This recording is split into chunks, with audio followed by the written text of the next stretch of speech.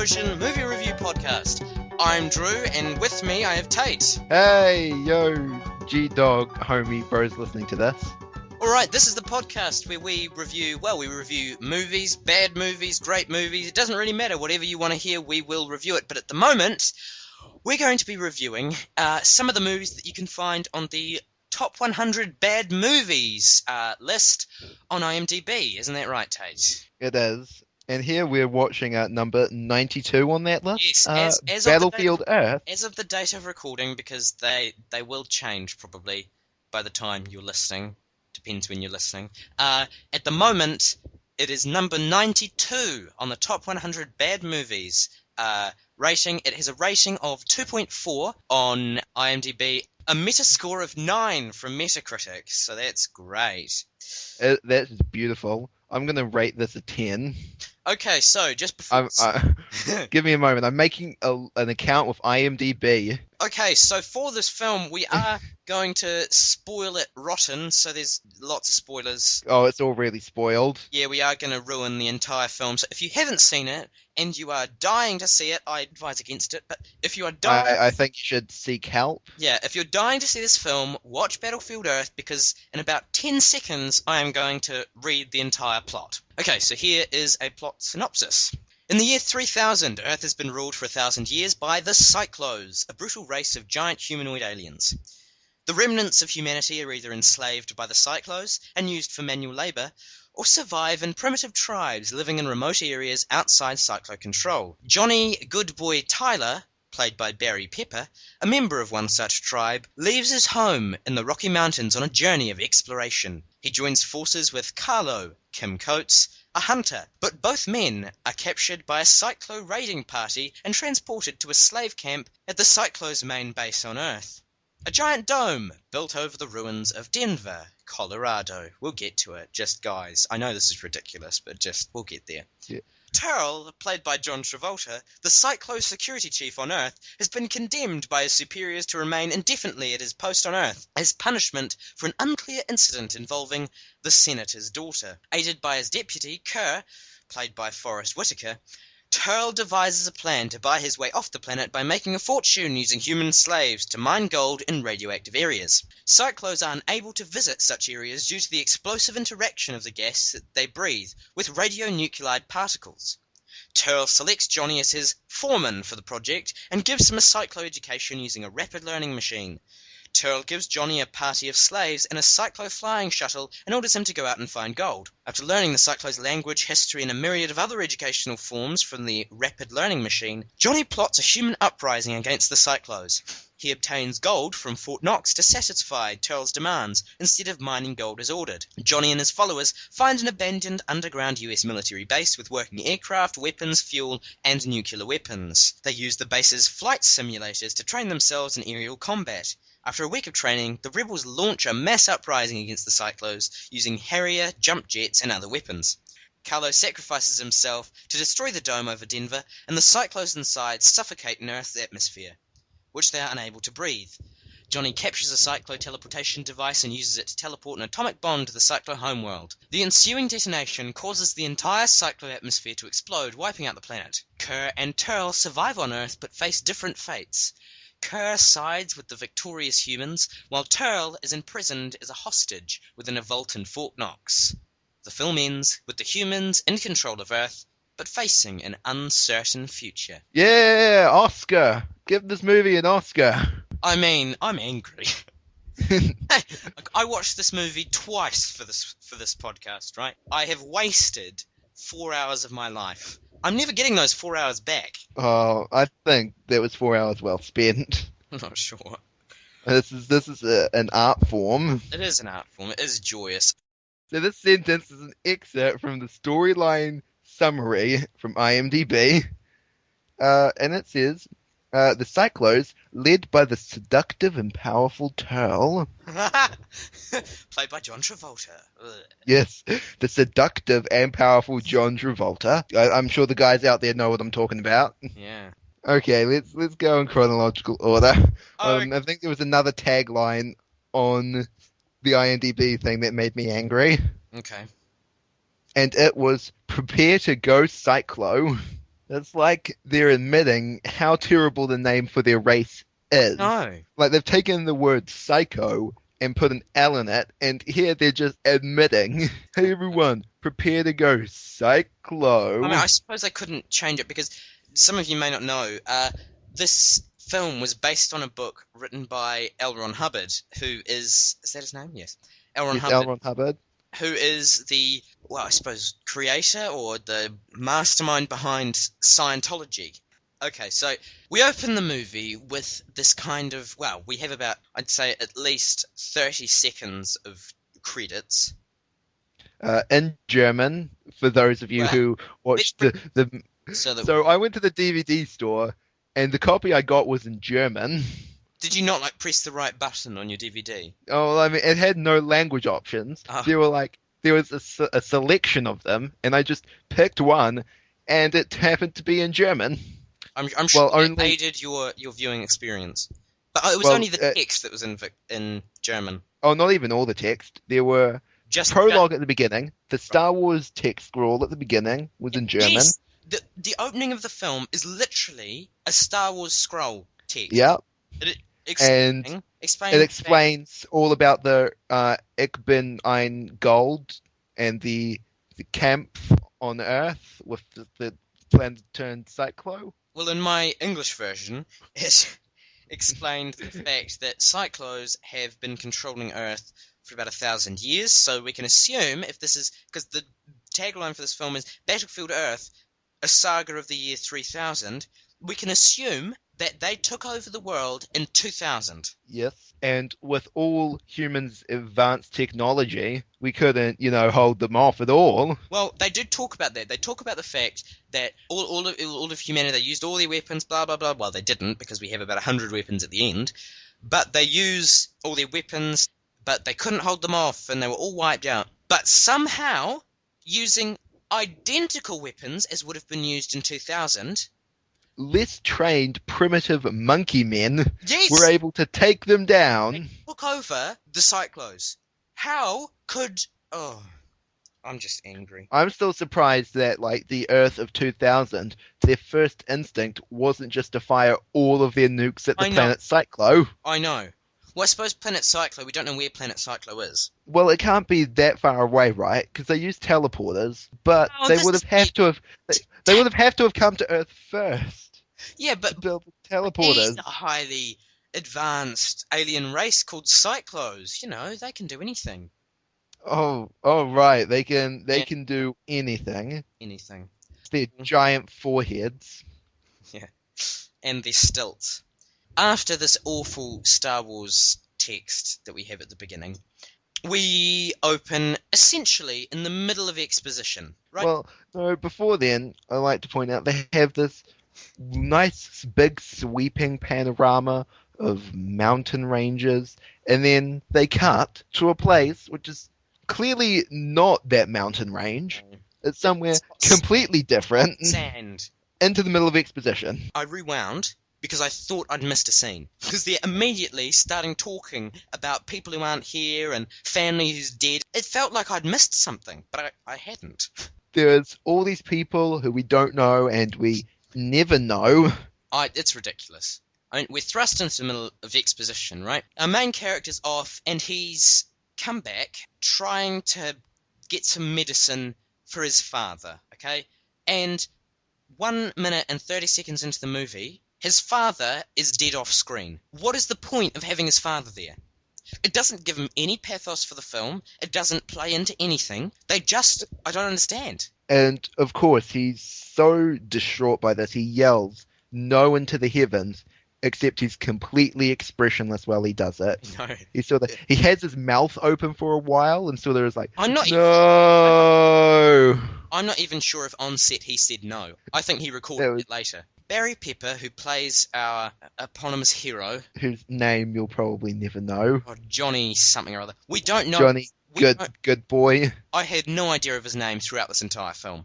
He has one expression, and it is angry. Angry constantly throughout the film. He should be a cyclo, because he is psycho. See what they did there? Fair to go cyclo. Wait.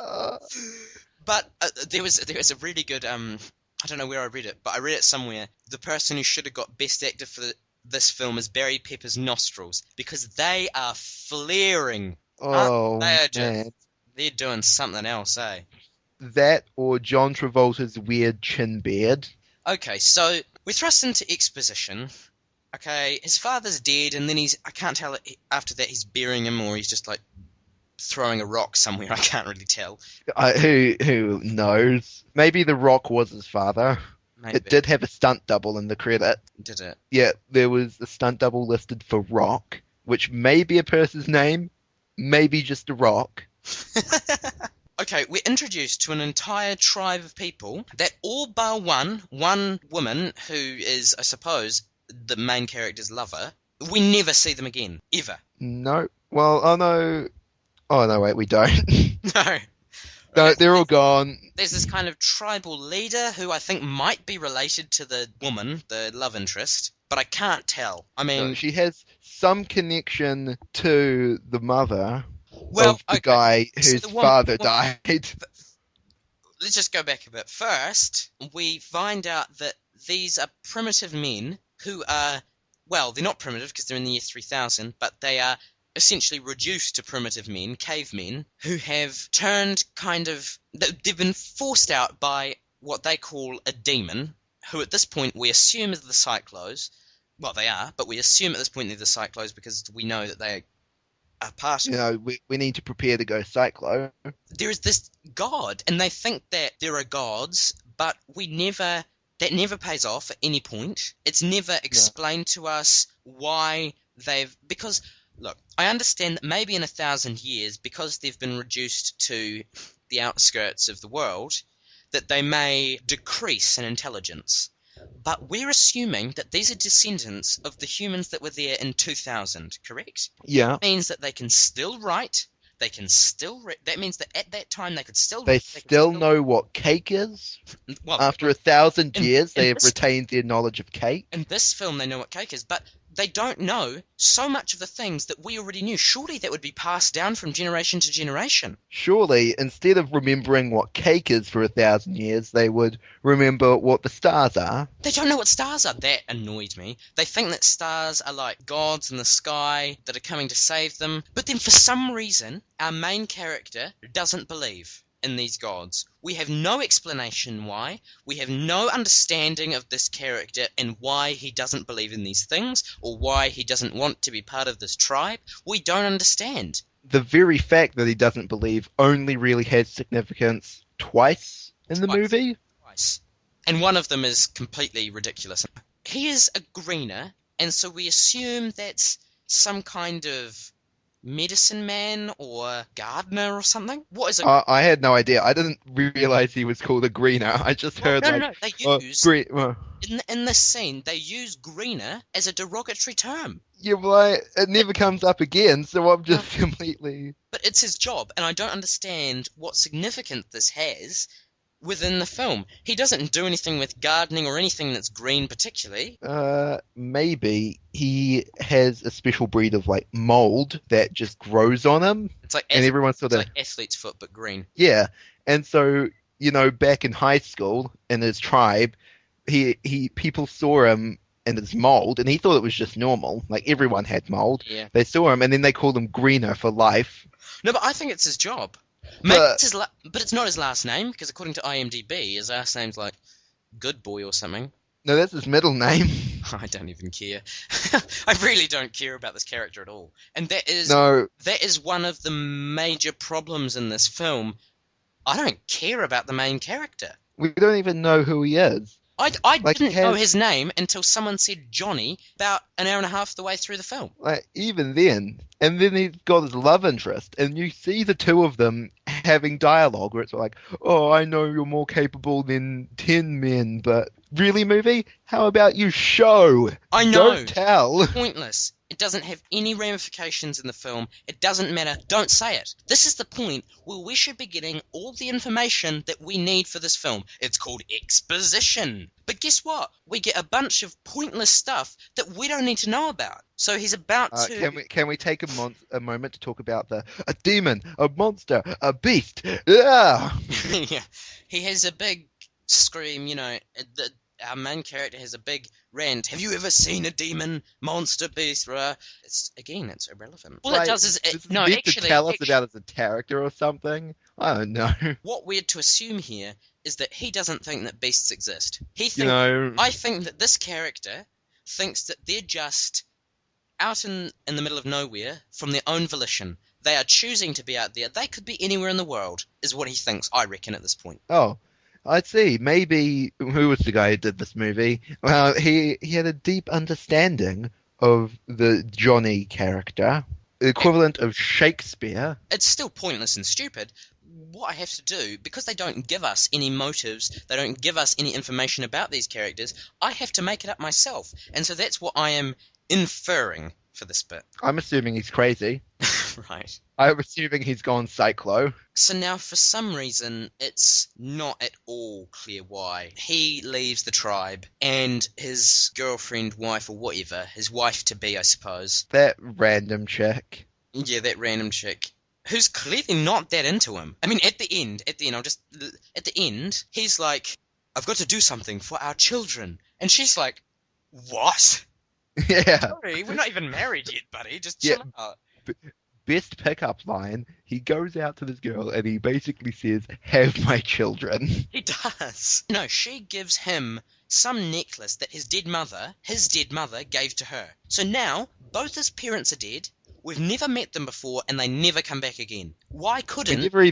We never even saw his mother while she was alive. Well, we didn't see his father either. Why couldn't... Because we've already found out that his father died about a day ago. Why couldn't his and he's not grieving at all, to be honest.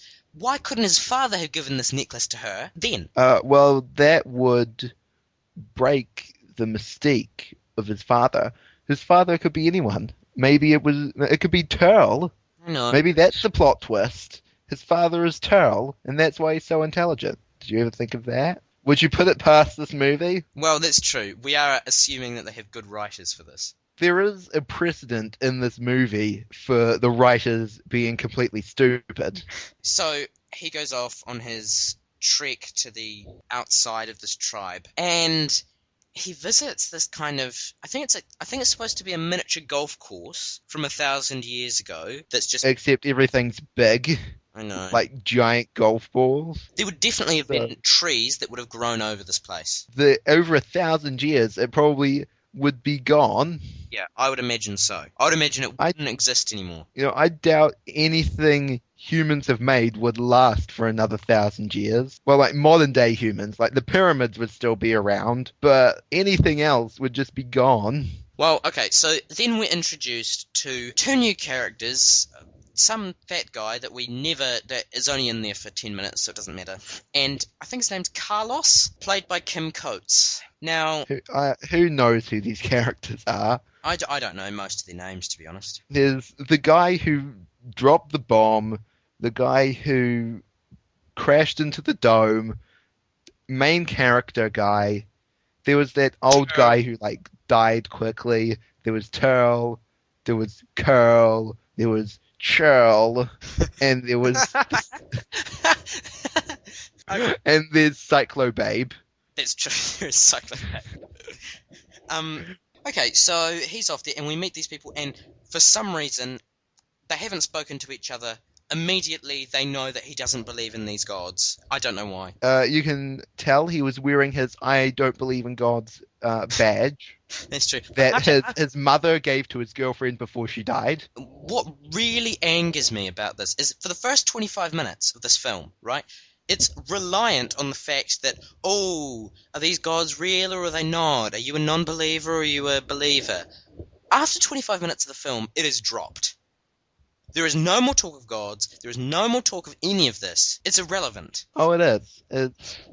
Oh no, there's one scene where they go like, "Oh look, the you can see the gods in the sky," and the guy's like, "Don't be stupid. Those are stars. What are you, No, that's true. freaking idiot?" But still, it doesn't pay off. Okay, they're running around, they want food. So, in return for food, these two guys take Johnny to an abandoned town, we can assume. Yep. So, it looks like it was a pretty good town. There are skyscrapers that are Still around after 1,000 still years. around after 1,000 years. There are statues that are still around after thousands of years. And there are plate glass windows that are completely intact after thousands of years. Yes, So our main character cannot see these plate glass windows as he walks around and walks into them several times. The next bit, they say, the two people that are taking Johnny places say that these statues are gods, or they're people that the gods froze because they were bad. Yes, there were people who were frozen by the gods. We've already seen them in this golf course, which has statues. So we can assume that they don't think that those statues were done by the gods, because otherwise they would have just shown them that. And they seem to have a difference between people that were frozen by the gods and gods who were frozen by the god. They go, here's a person who was frozen by the god, but over here was a god that defied the gods and now was frozen. So everything in the film is so far, the camera has been fairly straight on, right? This is the point in the film where it goes literally pear-shaped. Every shot from now on is on an angle. Every shot. And every transition is a curtain wipe. And the Not even a good curtain wipe. It's a curtain wipe that you could do in iMovie. Or Windows Movie Maker. We've got to appeal to a variety of people here. Some people don't like Apple, including yourself. Oh, I know, but doesn't mean I like Windows Movie Maker. That's true. I'm not going to go all Cyclo Babe over Microsoft here. We go and they take him to this mall of some kind, this abandoned mall. Whoa, look, it still exists, and so does all the escalators. Wonderful. And all these glass windows and mannequins, they're all still here. And then they sit down to eat. They confirm that they don't know what stars are. The editing in this film is disgusting. This is the beginning of a scene. I'm going to read the quote. So what are you doing, Greener? The grass is always greener. I was looking for something more. Something out there. Maybe she was right. Who was right? They've not spoken about anything in the scene. They haven't told us what greener is. They don't know why they're talking about this. They haven't spoken about a woman at any point. Then they go on to talk about this woman. I'm assuming this is the woman back at the place, the woman in the necklace. But why? Yeah, how do they know about it? Magic. Probably, to be honest. The gods told them. Knowing this film. One of the aliens enters the mall and they have the longest slow-mo chase scene through the mall ever. The slow-mos in this film are ridiculous. I think this film would be about an hour and 20 minutes if they didn't have the slow-mo. Instead, it's a 2-hour movie. Okay, so they're running around, slow-mo. Ooh, the fat guy that we were talking about jumps off one of the stories of the mall in order to avoid the cyclo. And who was shooting the worst laser beams I've ever seen since the original Star Trek at them. And also the aliens look like Star Trek. I have a note here that says, "Oh, hi, welcome to Star Trek. We're the aliens that just walked off the set in the 60s. Just what they look like. At least they didn't have to buy like 50 raster wigs. The fat guy dies, ultimately. A horse runs in, gets killed. Out of completely nowhere. We never see the horse. It doesn't matter. It's irrelevant. And the horse doesn't get killed. It lives long enough to run back to the town and tell everyone that he had been kidnapped. Then we have our lead character running away from the cyclo. He runs through 2 plate glass windows, and they in slow-mo. In slow motion, and they replay this. I think I counted 5 times they replay this thing. So it's smash, smash, smash, smash, smash, smash. As if it was the greatest stunt in the world that spent so much money on, and it's amazing. And he's running through them with like his arms up in the air, pointed forward slightly, palms out, just going. Like, he's running a marathon and he's just crossed through, like, the ribbon, and he's, like, thrown his arms up, and it's like, yeah! He would be a bloody mess after this. He would be ripped up into shreds, honestly. And also, he would sorry, not if I was survive. running away from someone and I ran into glass, it wouldn't smash. No. I'd run into it, I'd fall over, and then I'd be dead because the aliens would catch me. And that's only if you didn't break your neck running into the glass. Thank goodness it wasn't double glazed. Oh, So no. he's then transported along with Carlo or whatever, his friend. Along with the guy who nukes the planet and the guy who nukes the dome and the old guy who dies. And some random girl. And they're all taken to the Cyclo base. What do you think about this Cyclo base? They have, like, this long, sweeping bird's-eye view of it, but it looks like some complicated game of, like, noughts and crosses or something. From the top, it's just, like, weird boxes and some dome. They never No, really... the trouble is, they don't set up the dome until they need the dome later in the film. There's a big thing at the end of the film, it was in the plot summary, that they need to blow up the dome in order to get rid of the Cyclos, okay? This dome is not introduced. We get big shots of this base. We don't see the dome at any point. We do see, however, there are some areas randomly where humans can't breathe and Cyclos can, and vice versa. But there's no, like, sort of... Something to do with the Cyclo's ear. They need to have some certain ear, but magically they have some breathing apparatus that works multi-purpose. Yeah, that can work for both human and Cyclo. And the thing is, in the Cyclo sections of the base, where humans can't breathe, we clearly see not only our main character running full pelt for like 3 minutes without breathing, I know. But we also see fires burning. How is a fire burning without air? Breathing apparatus only goes over their nose. That means they can still breathe out of their mouth. So if they breathe through their mouth, they die.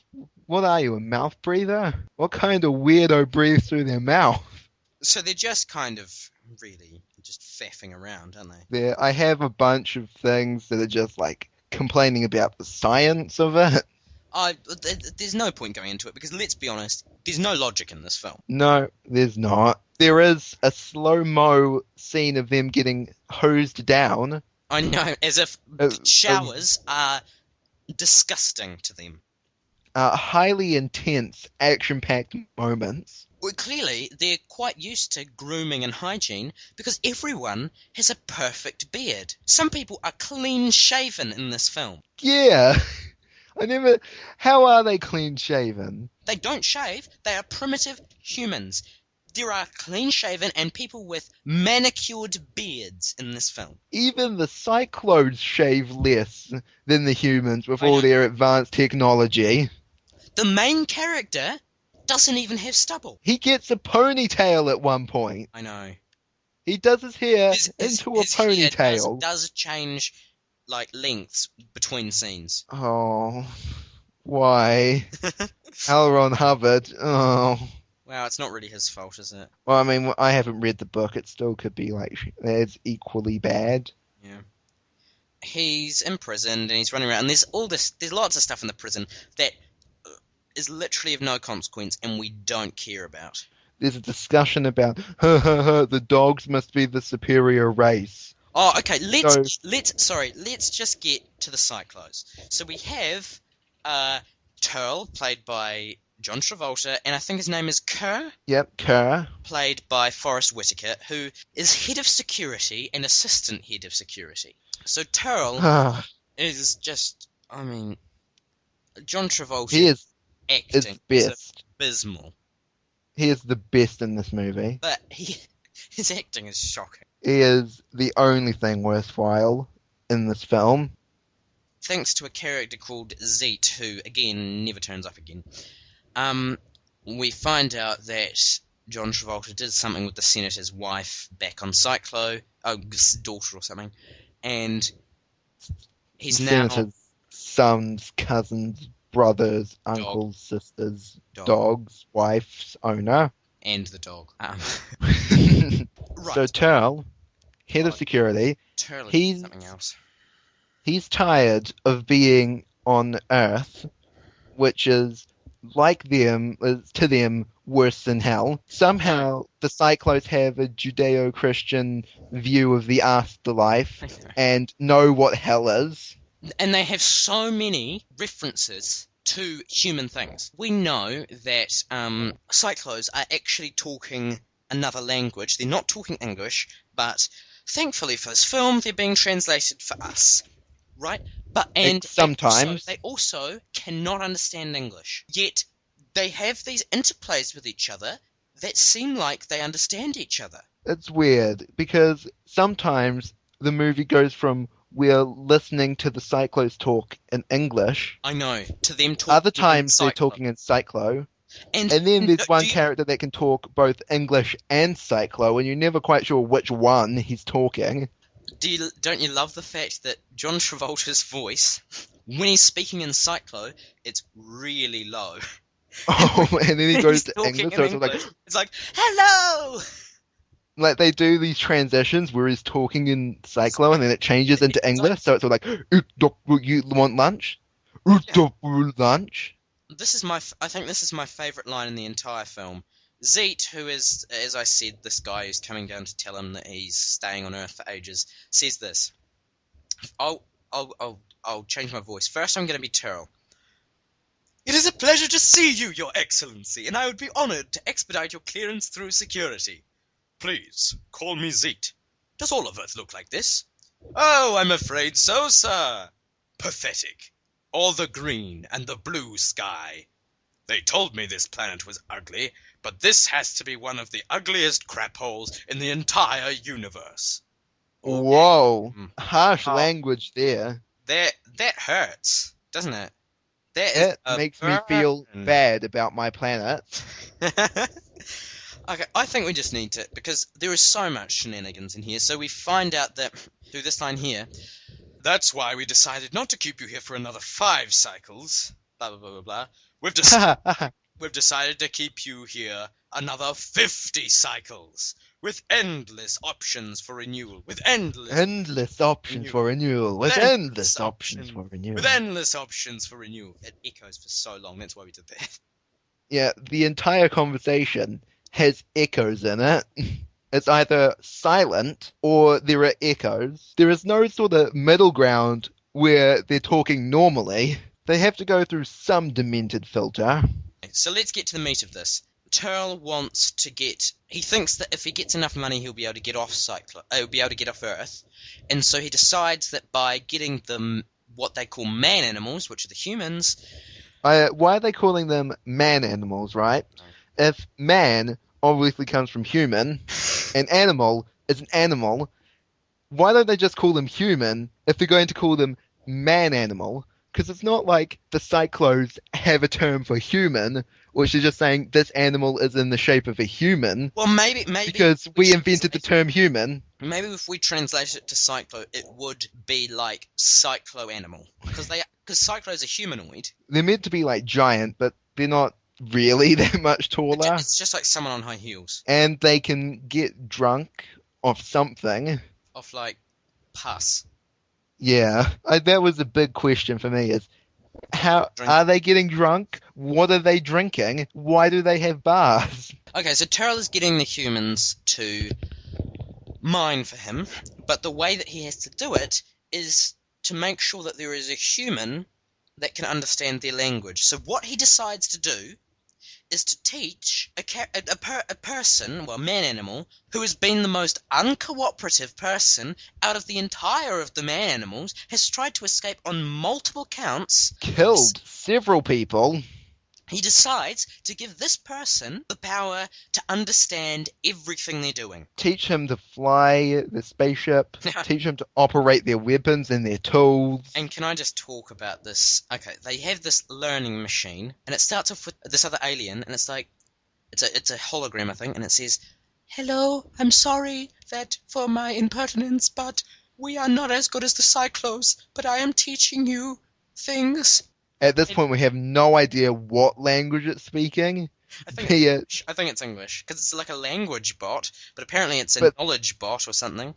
Yeah, but how would it know English if this is like the first time the Cyclones have been to Earth and they've never taught like the humans I don't know. how to speak, and they don't even know what like humans eat? They think that we eat rat. And then the learning person thing alien disappears and just a beam of light teaches him everything. What was the point of having that alien? Friendship, interspecies cooperation. Oh, I really hate this film. I hate it so much. It's definitely not the most intelligent film I've ever seen. He learns everything. He knows, like, geometry, Euclidean geometry, which is a... Why would he know that it's called Euclidean geometry if he's learning everything in Cyclo? How has he been able to translate that into English? Also, why can he now read? Later on, he's reading human books. Why can he read human books? This thing cannot teach him English. Also, why would they teach him like Euclidean geometry and advanced algebra and microbiology? Well, no, if he's just going to be used to mine. His geometry is just a triangle. He's literally like, look, triangle. All three of them must be the same. Oh. So then he decides some of the man animals are out somewhere else mining gold. And now somehow Johnny's got a map. And he goes to Fort Knox. And full of gold. Because guess what? Gold, apparently, is the most valuable thing in the entire universe. Why does gold hold its value everywhere? The planet Cyclo, we must assume, is larger than Earth, because they talk about it having a greater gravity. They say the gravity is different. It could be less, it could be more. It's just different. Oh, right, I see. Yeah.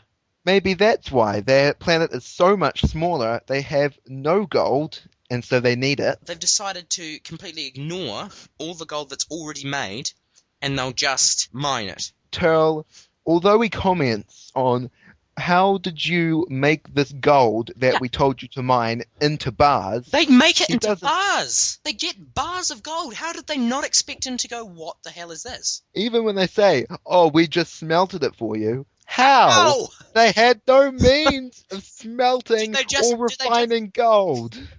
Did they just get like a campfire and place some gold on top? Oh, God.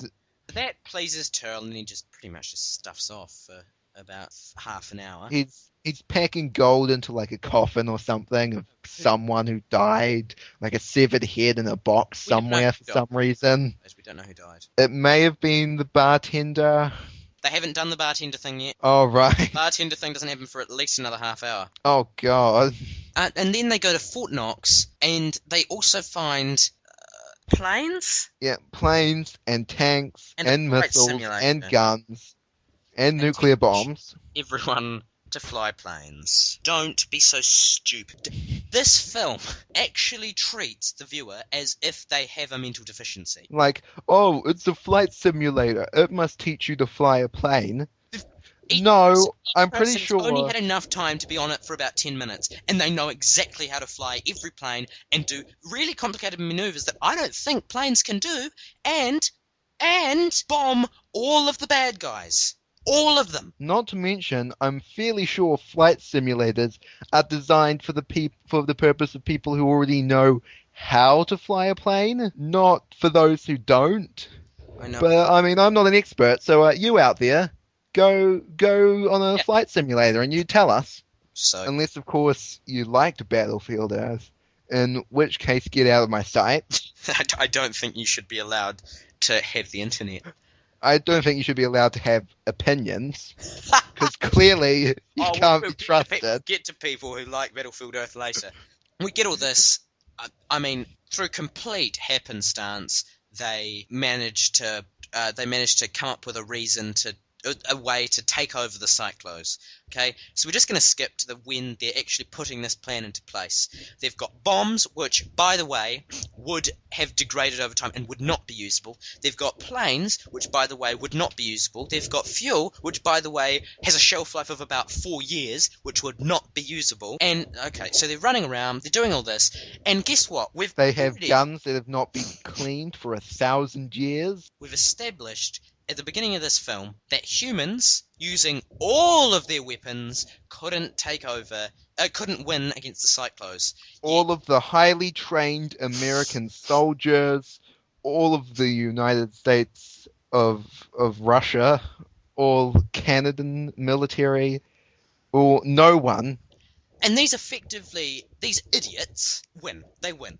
They do it. They can somehow out-dogfight all of the Cyclos, the people who have trained for years in jet pilots, been to Top Gun or whatever. We've already had a big scene where he's talking about the academy. Because guess what? Terrell says, when you were learning to spell your name. That's how he says it.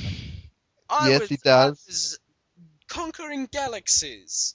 And so we know that there is school, there is an academy. They're talking about an academy at many points in this film. Ultimately, the way they do it is they just have General running around to distract the Cyclos. Then they have someone the Cyclos who don't care. They just sort of sit there and watch the humans run around and just like, well, what do you want us to do? Lots of slow-mo. Then we have Carlo or whatever, whose job is to blow up the dome, which has not been mentioned prior to this scene. Except when they talk about how cake-like it would be to blow it up. Oh yeah, it would be a piece of cake. Of course, knowing what cake is. Yeah. 1,000 years from now, cake is still a cake. Cake will be a tasty treat for all time. Truly, the only food that will stand the test of time. Not like cooked cow. No, they don't know that. Okay, sorry, I forgot about this. There are cows. All of the humans have been wiped out, except these couple that are in these tribes. The cows are still alive. Why? These cows should be dead. They should be just... not even skeletons. They should be... oh my god. If the cows have been around and just left alone for 1,000 years, there should be nothing but cows. Within this fight, okay, we have some guy who's got a teleport to Cyclo with a nuclear bomb. Carlo, who explodes the dome. So let's talk about this dome. When he's trying to blow it up, it doesn't work first because the Cyclos dismantle his bomb. He then decides that he has to take one of their ships, which he's learned to fly miraculously, Yeah, he was to the taught top of the by dome Johnny. and crash into it. Okay, he comes from the outside of the dome. How did he get outside the dome? There is no scene of him getting outside the dome. There is no way of him flying out of that dome because guess what? It's sealed so that there's no air that can get out. How did he get outside? They call it a dome for a reason. A dome. That being that it's dome-shaped. It's not a dome. It's not dome-shaped. It's like a prism. It's like a cube. Yeah. I don't know. I'm not quite sure what shape it is. We never really get an establishing maybe shot of it. He's outside it, he crashes into it, and then it doesn't work. Because miraculously it just repairs itself. Then he blows it up and kills himself. It's kind of kamikaze piloting it. Oh, it's pointless. At this point, I wrote in my notes, this is the last note I wrote because I just gave up. Right? I wrote in my notes, I wish I was Carlo in that exploding ship because I've had enough. That is my exact wording. Okay, so then the guy teleports, blows up Cyclo. Oh, end of it. The entire planet is somehow vaporized. There's no sort of the middle of the planet left or anything. It just completely turns to smoke and fire. To gas. You know, people who made Battlefield Earth planet have a lot of stuff in them. Well, we've already established they have gold. Exactly. You can't just blow up gold to dust. At the end of it, all the Cyclos are vanquished. Kerr is on the human side because earlier Johnny shows Kerr that Turl was actually trying to betray him, and so now he's on their side and was helping them throughout the final fight. And Turl is locked up in Fort Knox with gold all around him as a bit of a, ooh, stuff you, Turl. In a very flimsy looking cage. And yeah, and as I said in my plot summary, everyone is safe, but the future of Earth and mankind is uncertain. Anything else? Any other scenes you'd like to talk about?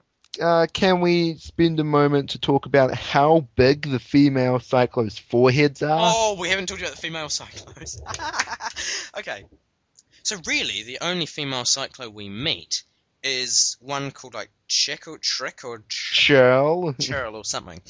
So she is played by Kelly Preston, and she is, I don't know, Terrell's lover or secretary or something. And here is Spy or... these are her only lines in the entire film.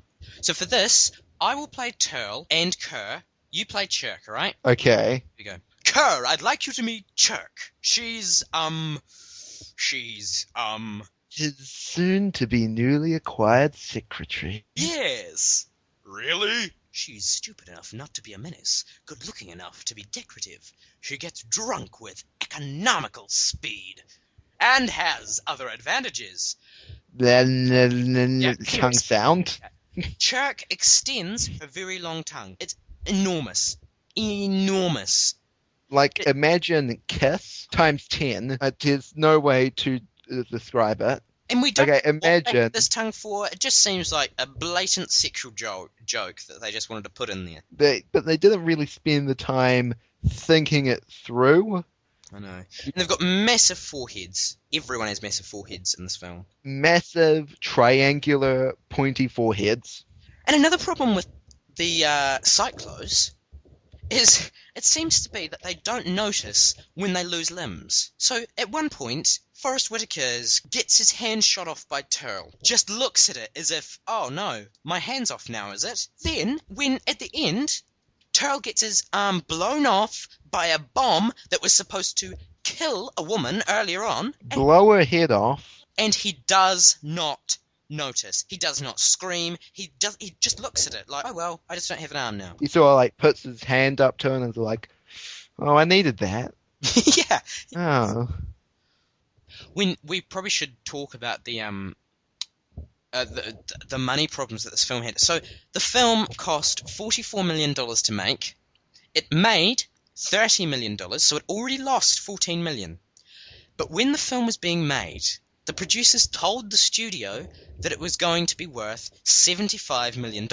They only used $45 million. As a result, the film had to pay $121 million in reparations. That means that this film lost $135 million. With that amount of money, you could not pay off America's debt, but you could try. Let's think about this. What would you say about this film? Would you say that this fits into the category of so bad it's funny, so bad you just have to watch it, or so bad you should just don't watch it, it's disgusting and evil? I would say it's so bad it's funny. John Travolta just makes this movie. I absolutely agree. It's terrible, it's slow, it's long, it's boring, it's awful, but it is hilarious. So I suggest anyone who hasn't seen the film, watch it now because it is funny. It is really funny. And then post your thoughts in the comments. Yeah, post your thoughts in the comments on our website, which is www.horseplosion.libsyn.com. We'll see you next time on Horseplosion, the movie review podcast. I hate you all.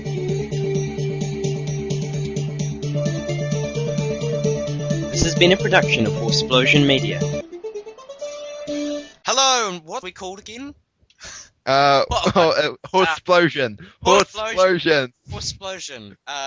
3, 2, 1. Hello.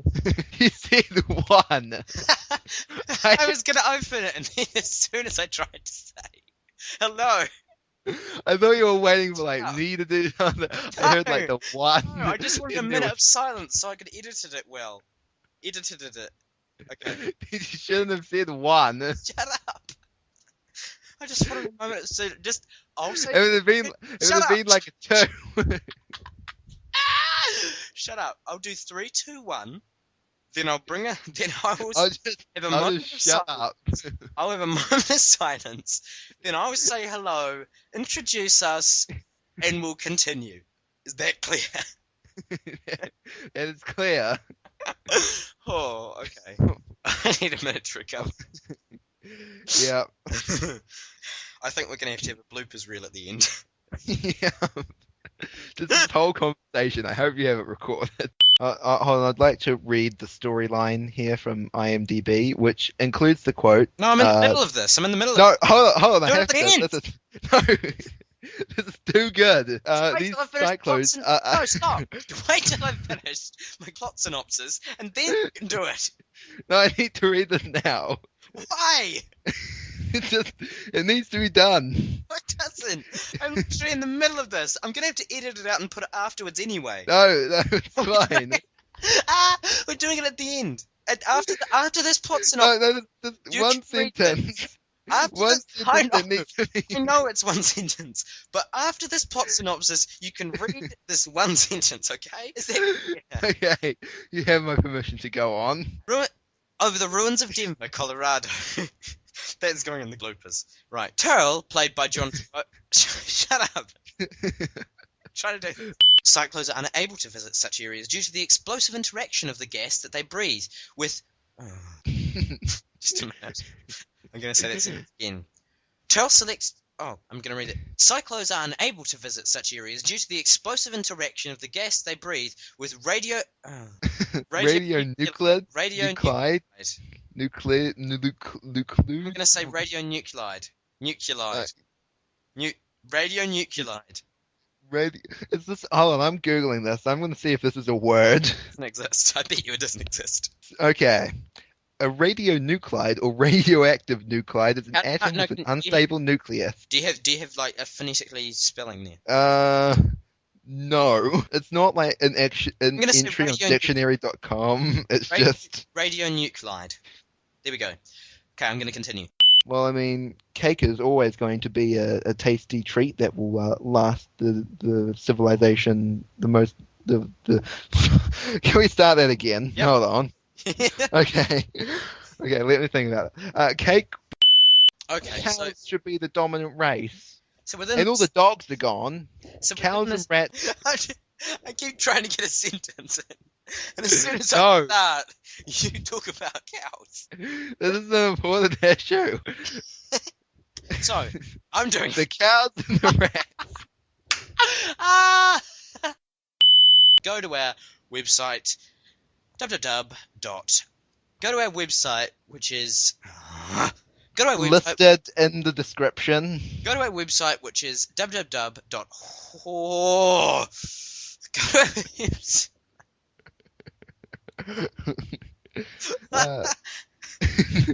Feel free to go to www.meetspin.com. Please feel free to go to our website www.horb. Look, you'll find it, viewer. I'm going to do this. Okay. Feel free to go to our website www.horseplosion. Oh god, I can't get it in my head. Please feel free to go to our everyone. They deserve to die. Everyone breathes through their mouth. Most people breathe in through their nose. No, they don't. Don't be so stupid. Am I going to have to edit this out because I sound like an idiot?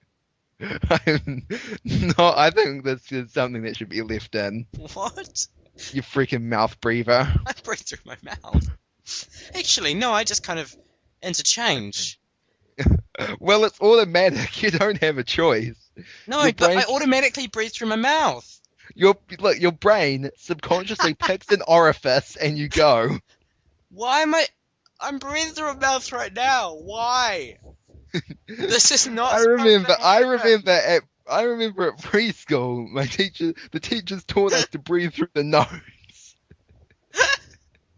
There was a big discussion about how you need to breathe through your nose. It's going in the bloopers.